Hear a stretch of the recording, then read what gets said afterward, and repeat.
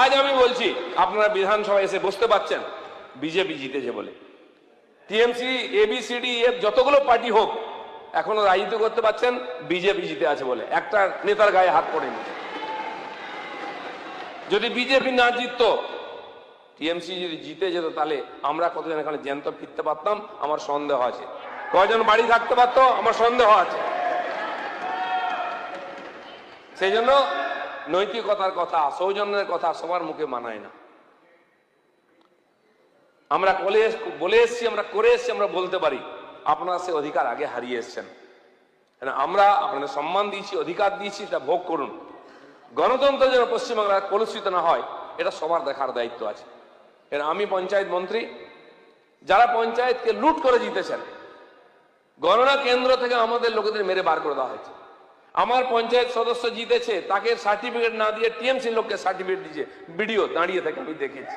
হয়েছে কিনা?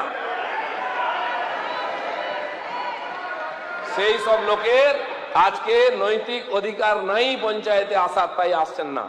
দ্বিতীয় একটা চক্রান্ত চলছে যে পঞ্চায়েতই একমাত্র ডেলিভার করে, পঞ্চায়েতের রেজাল্ট দেয়, সরকারের পারফরমেন্স দেখা যায়, তাই 51,000 কোটি টাকা দেওয়া হয়েছে।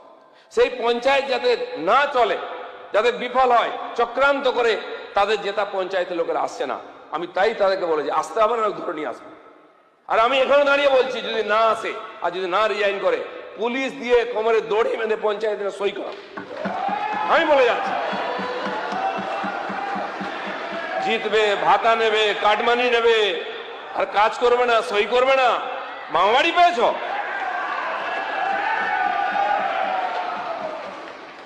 আমরা চাই মানুষের অধিকারকে সংরক্ষিত করতে। মানুষ ভোট দিয়ে জিতেছে, আপনাদের পঞ্চায়েতে দিয়েছে, আপনি জিতেছেন, আমাদেরকে বিধানসভায় দিয়ে আমরা জিতেছি। সেই জন্য সবার দায়িত্ব এই সমাজের যে 10.5 কোটি লোককে তাদের পরিষেবা দেওয়া। গণতন্ত্রের প্রথম কথা এটা। আপনি কি জিতেছেন, কোন পার্টি করেছে আমার দেখা দরকার নেই, রোজ পার্টি পাল্টা এখানে। কিন্তু জনতা কি দোষ করলো?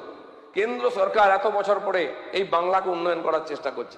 গত 4 বছর ধরে এখানে নারেগাকে লাগু হয়নি, তার কারণ কোনো নিয়ম মানা হয়নি।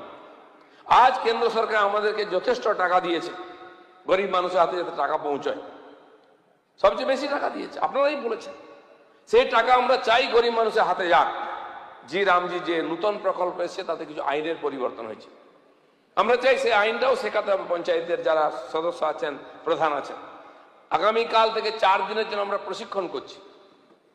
দিল্লি থেকে টিম আসছে, সেক্রেটারি আসতে চান, মিনিস্টার আসতে চান, শিবরাজজি।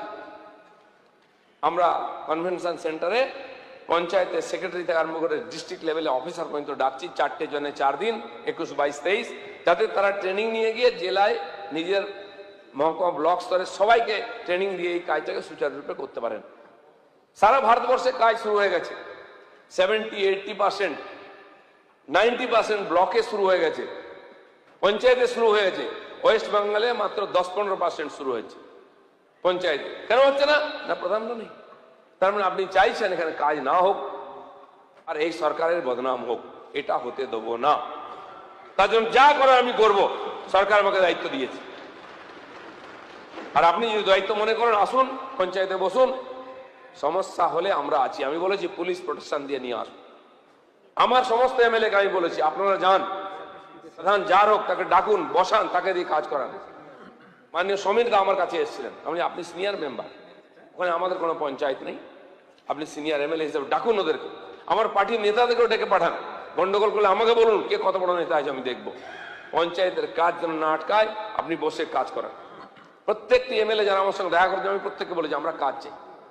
নির্বাচন হয়ে গেছে, রাজনীতি শেষ, উন্নয়ন চাই। কিন্তু তারপরে যদি কেউ না আসে তার দায় কে নেবে? জনতাকে আমরা বঞ্চিত হতে দেব না।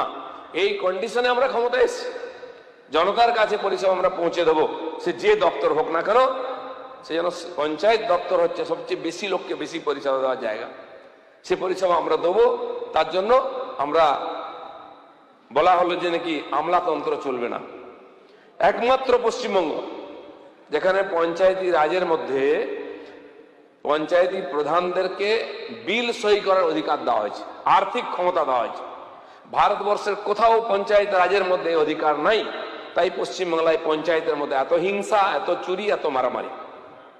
আমরা এর পরিবর্তন করব, এই সপ্তাহে বিল আনবো, প্রধানদের হাত থেকে এই সিগনেটারি ক্ষমতা কেড়ে নেব, সেক্রেটারিকে ক্ষমতা দেবো, যাতে কেউ আটকাতে না পারে কাজ। কারণ পঞ্চায়েতের প্রধান পালিয়ে গেল, কাল দল পাল্টে নিল, আমি কাকে ধরবো? সেক্রেটারি চাকরি করে, তার টিকি বাঁধা আছে আমার হাতে, তাকে সাসপেন্ড করব, তাকে জেলে ঢোকাবো, তার বেতন কেড়ে নেবো আমি দরকার হলে। পঞ্চায়েতের প্রধান পালিয়ে যাচ্ছে, কাল আমার পার্টিতে কেউ ঢুকে পড়েছে আমি জানতে পারবো না। জনগণকে ধোকা দেওয়ার কোনো চেষ্টা সফল হতে দেবো না। সেই জন্য এই বিল আমরা নিয়ে আসছি, আগামী এই সপ্তাহের মধ্যে বিল আমরা পাস করাবো, যাতে পঞ্চায়েতে কোনো কাজ কেউ আটকাতে না পারে।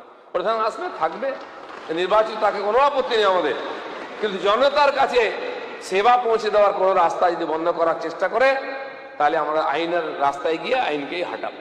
সে রাস্তা পরিষ্কার হয়ে গেছে, সে বিল আসবে, আপনাদের সমর্থনে আমরা পাস করবো।